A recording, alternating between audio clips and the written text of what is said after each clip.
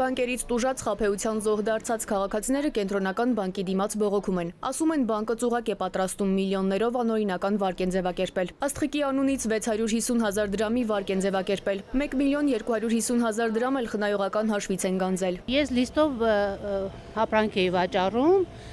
ինձ գրեցին ու փոստային հղում ուղարկեցին, որ դրա միջոցով գնա, ես այնտեղ լրացրել եմ իմ քարտի տվյալները եւ բանկից եկած մի հատ կոդ։ Անմիջապես որ մտել եմ, տեսել եմ հաշվից հետ ոչ մի բան չի կատարվում, տնից դուրս եմ եկել այդ պահին,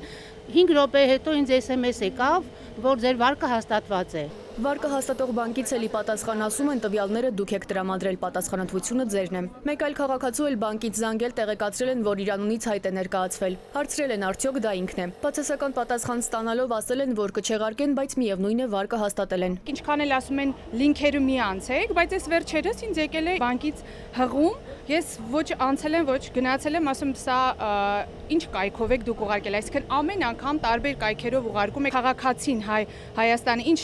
կարգի գրագիտություն պիտի ունենա, որ տարբերի սա ձեր հղումն է, ի վերջո, թե զեղծարարի ուղարկած։ Քննչական կոմիտեն տուժող կողմ է ճանաչել բանկերին հիմնավորելով, որ զեղծարարը գումարը գողացել է բանկից։ Քրեական վարույթ կա, որը դատարան կմտնի, երբ գտնեն զեղծարարին, բայց մինչև գործընթացի սկսելը քաղաքացիների խոսքով բանկերը շարունակում են խորամանկություններով պահանջներ ներկայացնել։ Նոտարական հրամաններ են տալիս քաղաքացիներին, որ այդ հրամանները քաղաքացիները ստանում են իրենց էլեկտրոնային փոստերին։ Կան քաղաքացիներ, որ էլեկտրոնային փոստերը հաճախ չեն էլ ստուգում անգամ, բայց նոտարի տված հրամանին պետքա պատասխանեն 20-օրյա ժամկետում։ Եթե 20 օրյա ժամկետում քաղաքացին չի պատասխանում նոտարին, հետևաբար նոտարն ընդունում է, որ քաղաքացին վեճ չունի եւ համաձայն է եւ միանգամից գործերը գնում են